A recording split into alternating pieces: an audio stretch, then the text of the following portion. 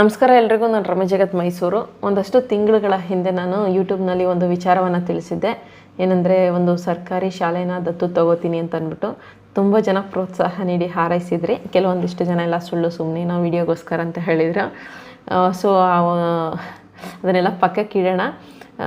ದೇವರ ದಯೆಯಿಂದ ಹಾಗೆ ನಮ್ಮ ಒಂದು ಪ್ರಯತ್ನದಿಂದ ನಮಗೆ ಗೌರ್ನಮೆಂಟಿಂದ ಕೂಡ ನಮಗೆ ಅದು ಪರ್ಮಿಷನ್ ಸಿಕ್ತು, ಒಂದು ಗೌರ್ನಮೆಂಟ್ ಸ್ಕೂಲ್ನ ಅಡಾಪ್ಟ್ ಮಾಡ್ಕೊಳ್ಳೋದಕ್ಕೆ. ಗೌರ್ನಮೆಂಟ್ ಸ್ಕೂಲ್ನ ಅಡಾಪ್ಟ್ ಮಾಡ್ಕೊಳ್ಳೋದು ಹೇಗೆ ಅಂತ ಸಾಕಷ್ಟು ಜನ ಎಲ್ಲ ಕೇಳ್ತಿದ್ರೆ, ಅದರ ಪ್ರೊಸೀಜರ್ ಒಂದು ಸ್ವಲ್ಪ ಡೀಟೇಲಾಗಿ ನಾನು ಬೇರೆ ಯಾವ್ದಾದ್ರು ವೀಡಿಯೋದಲ್ಲಿ ತಿಳಿಸ್ತೀನಿ. ಈ ಹಿಂದೆ ಕೂಡ ತಿಳಿಸಿದೆ, ಬಟ್ ಬೇರೆದ್ರಲ್ಲಿ ತಿಳಿಸ್ತೀನಿ. ಸೊ ನಾನೊಂದು ಸರ್ಕಾರಿ ಶಾಲೆಯನ್ನು ಅಡಾಪ್ಟ್ ಮಾಡಿಕೊಂಡೆ. ನಮ್ಮ ಒಂದು ಮೈಸೂರು ತಾಲೂಕಿನ ಕೋಟೆಹುಂಡಿ ಗ್ರಾಮದಲ್ಲಿರುವಂತಹ ಸರ್ಕಾರಿ ಹಿರಿಯ ಪ್ರಾಥಮಿಕ ಶಾಲೆ. ಸೊ ಆ ಒಂದು ಕೆಲಸಗಳು ಶುರು ಆದಮೇಲೆ ಯೂಟ್ಯೂಬ್ನಲ್ಲಿ ನಾನು ಸ್ವಲ್ಪ ವೀಡಿಯೋ ಹಾಕೋದು ಕಡಿಮೆ ಆಯಿತು. ಟೈಮ್ ಆಗ್ತಾ ಇರಲಿಲ್ಲ, ನನಗೆ ಸಮಯ ಸಿಗ್ತಾ ಇರಲಿಲ್ಲ. ಜಸ್ಟ್ ಅಲ್ಲಿ ಮಾಡುವಂತಹ ಕೆಲಸಗಳನ್ನ ಸ್ವಲ್ಪ ನಮ್ಮ ಆಫೀಸವರು ರೀಲ್ಸ್ ಥರ ಮಾಡಿ ಇನ್ಸ್ಟಾಗ್ರಾಮ್ನಲ್ಲಿ ಹಾಕಿದ್ದುಂಟು. ಯೂಟ್ಯೂಬ್ನಲ್ಲಿ ಸ್ವಲ್ಪ ಆಲ್ಮೋಸ್ಟ್ ಕಡಿಮೆ ಆಗೋಯಿತು ವೀಡಿಯೋ ಮಾಡಿದ್ದು. ಸಂಪೂರ್ಣ ಸಮಯನ ಅಂದರೆ ನಮಗಿದ್ದು ಕಡಿಮೆ ಸಮಯ ಇತ್ತು. ಮೇ 1ನೇ ತಾರೀಕು ನಮ್ಮ ಕೈಗೆ ಕೆಲಸ ಶುರು ಮಾಡಿದಂಥದ್ದು. ಒಂದೇ ತಿಂಗಳಲ್ಲಿ ಮುಗಿಸಿ ಜೂನ್ಗೆ ಸ್ಕೂಲ್ ಹ್ಯಾಂಡ್ ಓವರ್ ಮಾಡಬೇಕು ಅಂತ ಅಂದ್ಕೊಂಡಿದ್ರೆ ಮಕ್ಕಳಿಗೆ ಅದು ಉಪಯೋಗಕ್ಕೆ ಬರೋ ಥರ. ಬಟ್ ಆದರೆ ಸಾಧ್ಯ ಆಗಲಿಲ್ಲ. 2 ತಿಂಗಳು ಆಯಿತು. ಜೂನ್ ತಿಂಗಳು ಪೂರ್ತಿ ಕೂಡ ಕೆಲಸನೇ ನಡೀತು. ಜುಲೈಯಿಂದ ಮಕ್ಕಳು ಯೂಸ್ ಮಾಡ್ಕೋತಾ ಇದ್ದಾರೆ. ಇನ್ನು ಕೆಲಸ ಸಂಪೂರ್ಣ ಆಗಿರಲಿಲ್ಲ. ಇವಾಗ ಒಂದು ಹಂತಕ್ಕೆ ಎಲ್ಲವೂ ಕೂಡ ಒಂದು 15 ಡೇಸ್ ಹಿಂದೆ ಎಲ್ಲವೂ ಕೂಡ ಸಂಪೂರ್ಣವಾಗಿ ಕೆಲಸ ಮುಗಿದಿದೆ. ಭೌತಿಕವಾಗಿ ಅಂದರೆ ಹೊರಗಡೆ ಪರಿಸರ ಎಲ್ಲ ಕಂಪ್ಲೀಟ್ ಮುಗಿದಿದೆ. ಈಗ ಏನು ನೀವು ನೋಡ್ತಾ ಇದ್ದೀರೋ ಶಾಲೆ ಈ ರೀತಿಯಾಗಿ ಕಾಣ್ತಾ ಇದೆ. ಒಮ್ಮೆ ಶಾಲೆ ನೋಡ್ಕೊಂಡ್ಬಿಡಿ.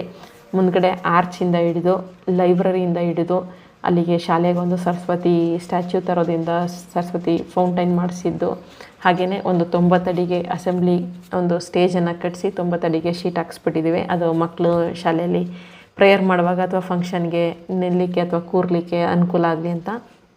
ಇದರ ಜೊತೆಗೆ 2 ರೂಮ್ಗಳನ್ನು ಕೂಡ ಕಟ್ಟಿಸಿದ್ದೀವಿ. ಒಂದು ಬಂದು ಸ್ಪೋರ್ಟ್ಸ್ ರೂಮು, ಇನ್ನೊಂದು ಬಂದು ಕಂಪ್ಯೂಟರ್ ಲ್ಯಾಬ್ ಕೂಡ ನಮ್ಮ ಕಡೆಯಿಂದನೇ ಆಗಿದೆ.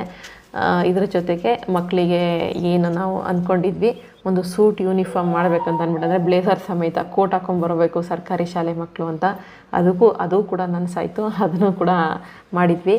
ಈ ರೀತಿಯಾಗಿ ಬೆಲ್ಟ್ ಆಗಿರ್ಬೋದು, ಟೈ ಆಗಿರ್ಬೋದು, ID ಕಾರ್ಡು, ಈ ರೀತಿಯಾಗಿ ಆ ಪೇರೆಂಟ್ಸ್ಗೆ ಹೊರೆ ಆಗಬಾರ್ದು ಅಂತ ನಾವು ಹೆಣ್ಮಕ್ಳು ಜಡೆ ಕಟ್ಟೋ ಟೇಪ್ ಕೂಡ ನಮ್ಮ ಕಡೆಯಿಂದನೇ ಹೋಯಿತು. ನೆಕ್ಸ್ಟು ಬ್ಯಾಗ್ಸು, ಎಲ್ಲರಿಗೂ ಕೂಡ ಒಂದೇ ರೀತಿಯಾದಂಥ ಬ್ಯಾಗ್ಗಳು, ಒಂದೇ ರೀತಿಯಾದಂತಹ ತಟ್ಟೆಗಳು, ಒಂದೇ ರೀತಿಯಾದಂತಹ ಲೋಟಗಳು, ಇದರ ಜೊತೆಗೆ ತಟ್ಟೆ ಸ್ಟ್ಯಾಂಡು, ಲೋಟ ಸ್ಟ್ಯಾಂಡು, ಈ ರೀತಿ ಆಲ್ಮೋಸ್ಟ್ ಒಂದು 3-4 ತಿಂಗಳಿಂದ ಬೆಳಿಗ್ಗೆ 7:30 ಹೋದರೆ ಸಂಜೆ ನಾವು ಆಲ್ಮೋಸ್ಟ್ ಬರೋದು 8 ಗಂಟೆ 8:30 ಆಗ್ತಿತ್ತು.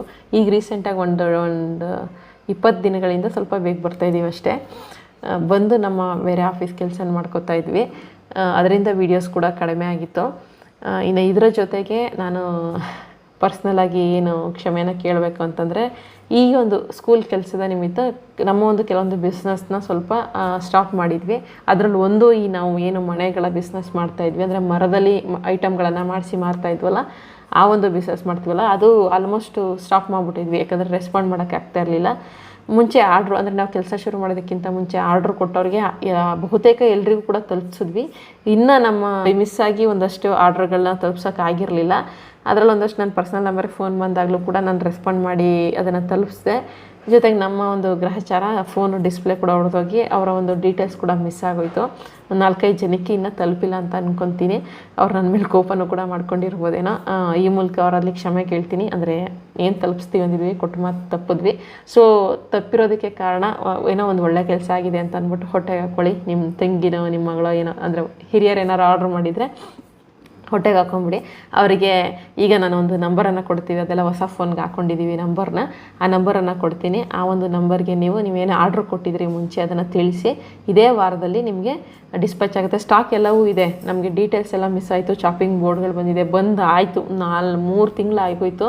ಬಟ್ ನಮಗೆ ಸಮಯ ಆಗಲಿಲ್ಲ. ಚಾಪಿಂಗ್ ಬೋರ್ಡ್ಗಳಾಗಿರ್ಬೋದು, ರೊಟ್ಟಿ ಮಣೆಗಳಾಗಿರ್ಬೋದು ಎಲ್ಲವೂ ಬಂದಿದೆ. ಕೆಲವರು ಒಂದು ಐಟಮ್ ಏನೋ ಡ್ಯಾಮೇಜ್ ಆಗಿತ್ತು ಅಂತ ಅಂದ್ಬಿಟ್ಟು ಬಂತು. ಅವರಿಗೂ ಕೂಡ ನಾವು ಹೊಸ ಐಟಮ್ನ ಕಳಿಸ್ಕೊಡ್ತೀವಿ. ತಡ ಆಗಿರೋದಕ್ಕೆ ಕ್ಷಮಿಸಿ, ರೆಸ್ಪಾಂಡ್ ಮಾಡದೇ ಇದ್ದದಕ್ಕೆ ಕ್ಷಮಿಸಿ. ಎಲ್ಲದಕ್ಕೂ ಕಾರಣ ಒಂದು ಒಳ್ಳೆ ಕೆಲಸನೇ. ಸೊ ನಿಮ್ಮ ಪಾಲು ಕೂಡ ಅದರಲ್ಲೇ ಇದೆ ಅಂತ ಅಂದ್ಕೊಂಡು ಇದೊಂದು ಸತಿ ಪಾರ್ಡನ್ ಮಾಡಿ ಅಂತ ಕೇಳ್ಕೊತೀನಿ. ಸೊ ಹೊಸ ಸ್ಟಾಕ್ಗಳ ಬಗ್ಗೆ ಎಲ್ಲ ಅಪ್ಡೇಟ್ ನಾನು ಫಸ್ಟ್ ಹಳೆದನ್ನೆಲ್ಲ ಕ್ಲಿಯರ್ ಮಾಡಿಕೊಂಡು ಆಮೇಲೆ ಹೊಸ ಸ್ಟಾಕ್ಗಳೆಲ್ಲ ಏನು ಎತ್ತು ಅಂದ್ಬಿಟ್ಟು ತಿಳಿಸ್ತೀನಿ. ಚಾಪಿಂಗ್ ಬೋರ್ಡ್ಗಳು, ಮಣೆಗಳು ಮತ್ತು ಬೇರೆ ಬೇರೆ ಏನೇನೋ ಐಟಮ್ಸ್ ಮಾಡೋ ಪ್ಲ್ಯಾನ್ ಇದೆ. ಸ್ವಲ್ಪ ಒಂದು ವಾರದಲ್ಲಿ ಎಲ್ಲವನ್ನ ಕೂಡ ನೀಟಾಗಿ ಸಾರ್ಟ್ ಔಟ್ ಮಾಡಿಕೊಂಡು ನಿಮಗೆ ಅಪ್ಡೇಟನ್ನು ಕೊಡ್ತೀನಿ. ಸೊ ಈ ಹಿಂದೆ ಯಾರೆಲ್ಲ ಆರ್ಡ್ರ್ ಕೊಟ್ಟು ನಿಮ್ಗೆ ಯಾರಿಗೆಲ್ಲ ಐಟಮ್ ತಲುಪಿಲ್ವೋ ಅವರು ಈ ಒಂದು ನಂಬರ್ಗೆ ನೀವು ಮೆಸೇಜ್ ಅಥವಾ ಫೋನನ್ನು ಮಾಡಿ 8971502203 ಡಿಸ್ಪ್ಲೇ ಬರ್ತಾ ಇದೆಯಲ್ಲ, ಈ ನಂಬರ್ಗೆ ನೀವು ಫೋನ್ ಅಥವಾ ವಾಟ್ಸಪ್ ಮೆಸೇಜ್ ಮಾಡಿಬಿಟ್ಟು ಏನು ಆರ್ಡ್ರ್ ಕೊಟ್ಟಿದ್ರಿ ಅದನ್ನು, ಅಂದರೆ ಡಿಸ್ಪ್ಲೇ ಹೊಡೆದೋಗಿ ಸ್ವಲ್ಪ ಫೋನ್ ಅದು ಪ್ರಾಬ್ಲಮ್ ಆಯ್ತು, ಅದಕ್ಕೆ ನೀವೇನು ಆರ್ಡ್ರ್ ಕೊಟ್ಟಿದ್ರಿ ಅದನ್ನು ಒಂಚೂರು ರಿಮೈಂಡ್ ಮಾಡಿ ನಿಮಗೆ ಈ ಒಂದು ವಾರದಲ್ಲಿ ಅಥವಾ ನೆಕ್ಸ್ಟ್ ಮಂಗಳವಾರದೊಳಗಡೆ ನಿಮಗೆ ಅದನ್ನು ತಲುಪಿಸೋದಕ್ಕೆ ಪ್ರಯತ್ನ ಪಡ್ತೀವಿ. ಸ್ಟಾಕ್ ಇದೆ, ಇರೋದನ್ನೆಲ್ಲ ಕಳಿಸ್ಕೊಡ್ತೀವಿ. ಅದು ಬಿಟ್ಟು ಬೇರೆ ಏನಾದರೂ ಆರ್ಡ್ರ್ ಮಾಡಿದರೆ ನಾನು ರೆಡಿ ಮಾಡಿಸ್ಬಿಟ್ಟೇ ಕಳಿಸ್ಕೊಡ್ತೀನಿ. ಇದೊಂದು ವಿಚಾರಕ್ಕೆ ಸಾರಿ. ಸೊ ಸ್ಕೂಲ್ ನಾನು ಹೇಗೆ ಮಾತು ಕೊಟ್ಟಿದ್ನೋ, ಏನಂತ ಮಾತು ಕೊಟ್ಟಿದ್ನೋ, ಒಂದು ದತ್ತು ತೊಗೊಂಡು ಮಾಡ್ತೀವಂತ ಅದೇ ರೀತಿಯಾಗಿ ಒಳ್ಳೆ ರೀತಿಯಲ್ಲಿ ನಡೀತಾ ಇದೆ. ಜಸ್ಟ್ ಹೊರಗಡೆ ಪರಿಸರ ಇಂಪ್ರೂವ್ ಮಾಡಿದಷ್ಟೇ ಅಲ್ಲ, ಈಗ ನಮ್ಮ ಕಡೆಯಿಂದ ಅಲ್ಲಿ ಕರಾಟೆ ಟೀಚರ್ ಬರ್ತಾ ಇದ್ದಾರೆ, ಯೋಗ ಟೀಚರ್ ಬರ್ತಾ ಇದ್ದಾರೆ, ಸೈನ್ಸ್ ಟೀಚರ್ ಫುಲ್ ಟೈಮಾಗಿ ಬರ್ತಾ ಇದ್ದಾರೆ, ಇದರ ಜೊತೆಗೆ ಡ್ಯಾನ್ಸ್ ಟೀಚರ್ ಬರ್ತಾ ಇದ್ದಾರೆ, ನೆಕ್ಸ್ಟು ಸಂಗೀತ ಟೀಚರ್ ಅವರು, ಅಂದರೆ ಈಗ ಸೈನ್ಸ್ ಟೀಚರೇ ಸಂಗೀತ ಹೇಳ್ಕೊಡ್ತಾ ಇದ್ದಾರೆ, ಅದು ಸಂಗೀತ ಟೀಚರ್ ಒಬ್ಬರು ಬೇರೆ ಬರಬೇಕಾಗಿದೆ. ಇದು ಬಿಟ್ಟರೆ ಮಕ್ಕಳಿಗೆ ಕಂಸಾಳೆಯನ್ನು ಕಲಿಸೋರು ಕೂಡ ಬರ್ತಾ ಇದ್ದಾರೆ. ಇದ್ರ ಜೊತೆಗೆ ಇನ್ಯಾರಿದ್ದಾರಪ್ಪ, ಸ್ಪೋಕನ್ ಇಂಗ್ಲೀಷ್ ಅವರು ಬಂದು ನೋಡ್ಕೊಂಡು ಹೋಗಿದ್ದಾರೆ. ಅವ್ರದ್ದು ಅಷ್ಟು ಅಡ್ಜಸ್ಟ್ ಆಗಲಿಲ್ಲ, ಅಂದರೆ ಸ್ವಲ್ಪ ದೂರ ಆಯಿತು ಪಾಪ ಅವ್ರ ಮನೆ, ಅದಕ್ಕೆ ಬೇರೆಯವರು ಸ್ಪೋಕನ್ ಇಂಗ್ಲೀಷಿಗೆ ಕೂಡ ಬರ್ತಾ ಇದ್ದಾರೆ. ಇನ್ನು ಅದನ್ನು ಬಿಟ್ಟರೆ ಕಂಪ್ಯೂಟರ್ ಕ್ಲಾಸ್ಗಳನ್ನ ನಾನೇ ತಗೋತಾ ಇದ್ದೀನಿ, ಮಾರಲ್ ಎಜುಕೇಷನು ನಾನೇ ತಗೋತಾ ಇದ್ದೀನಿ. ಇನ್ನು ಗೌರ್ನಮೆಂಟಿಂದ ಆಲ್ರೆಡಿ 4 ಜನ ಟೀಚರ್ ಇದ್ದಾರೆ. ಇನ್ನೊಂದು ಸಂತೋಷದ ವಿಚಾರ ಏನು ಅಂತಂದರೆ, ಸ್ಟ್ರೆಂತ್ 38 ಇತ್ತು ನಾನು ಆ ಶಾಲೆ ಕಾಲಿಟ್ಟಾಗ, ಇವಾಗ 68 ಆಗಿದೆ. ಅಂದರೆ 30 ಜನ ಅಡ್ಮಿಷನ್ ಆಗಿದ್ದಾರೆ ನಾವು ಯಾವಾಗ ಸ್ಕೂಲನ್ನು ಡೆವಲಪ್ ಮಾಡೋದಕ್ಕೆ ಶುರು ಮಾಡಿದ್ಮೇಲಿಂದ. ಇದು ಕೂಡ ನಮಗೊಂಥರ ಸರ್ಕಾರಿ ಶಾಲೆಗೆ ಮಕ್ಕಳ ಸಂಖ್ಯೆ ಜಾಸ್ತಿ ಆಯಿತು ಅಂತ ಅಂದ್ಬಿಟ್ಟು ಬಹಳ ಖುಷಿಯಾಗಿದೆ. ಮುಂದಿನ ವರ್ಷ ಇನ್ನೂ ಕೂಡ ಹೆಚ್ಚಿನ ಮಕ್ಕಳಿಗೆ ಒಂದು ಮಾಡುವಂತಹ ಶಕ್ತಿ ಭಗವಂತ ಕೊಡಲಿ ಅಂತ ಅಂದ್ಬಿಟ್ಟು ನನಗೊಂದು ಹಾರೈಸಿ ಮುಂದೆ ಏನೇನೋ ಬೇರೆ ದೊಡ್ಡ ದೊಡ್ಡ ಪ್ಲ್ಯಾನ್ಗಳಿದೆ. ಏನಾದರೂ ಇದ್ದರೆ ನಿಮ್ಮ ಜೊತೆ ಹಂಚ್ಕೋತೀನಿ. ಮುಂಚೆನೂ ಕೇಳಿದ್ದಿಷ್ಟೇ, ಇವಾಗಲೂ ಕೇಳ್ತಾ ಇರೋದಷ್ಟೇ, ನಿಮ್ಮೆಲ್ಲರಿಂದ ನಿಮ್ಮ ಹಾರೈಕೆ ಒಳ್ಳೆಯದಾಗಲಿ ಅಂತ ನೀವು ಬಯಸೋದನ್ನು ಮಾತ್ರ ಕೇಳ್ತೀನಿ. ಯಾಕಂದರೆ ಹಾರೈಕೆಗಳಿಗೆ ಶಕ್ತಿ ಇದೆ, ಪ್ರಾರ್ಥನೆಗಳಿಗೆ ಶಕ್ತಿ ಇದೆ ಅಂತ ಹೇಳ್ತಾರಲ್ಲ, ಅದನ್ನು ನಾನು ನಂಬಿದ್ದೀನಿ. ಸೊ ನಿಮ್ಮ ಒಂದು ವಿಶ್ ಕೂಡ ನನಗೆ ಅದು ಪಾಸಿಟಿವ್ ಆಗಿ ಎಲ್ಲೋ ಒಂದು ಕಡೆ ಬರ್ಬೋದೇನೋ, ಅದಕ್ಕೋಸ್ಕರ. ಸೊ ಮತ್ತೊಮ್ಮೆ ಸಾರಿ ಯಾರಿಗೆಲ್ಲ ನಾವು ಡೆಲಿವರಿ ಮಾಡೋಕ್ಕಾಗಿಲ್ಲ ಅವರಿಗೆ. ಇನ್ನು ಹೊಸ ಬ್ಯಾಚ್ ಆರ್ಡರ್ಗಳನ್ನ ಸದ್ಯದಲ್ಲೇ ತೊಗೋತೀವಿ. ಇದಿಷ್ಟು. ಸೊ ಕೊಟ್ಟು ಮಾತನ್ನು ಒಂದು ರೀತಿಯಾಗಿ ಶಾಲೆಯ ವಿಚಾರದಲ್ಲಿ ಉಳಿಸ್ಕೊಂಡಿದ್ದೀನಿ, ಆರ್ಡರ್ ವಿಚಾರದಲ್ಲಿ ಸ್ವಲ್ಪ ಮಿಸ್ ಆಗಿದೆ. ಅದನ್ನು ನಾನು ನೀಟಾಗೆಲ್ಲ ಕಳಿಸ್ಕೊಡ್ತೀನಿ ಈ ವಾರದಲ್ಲೇ.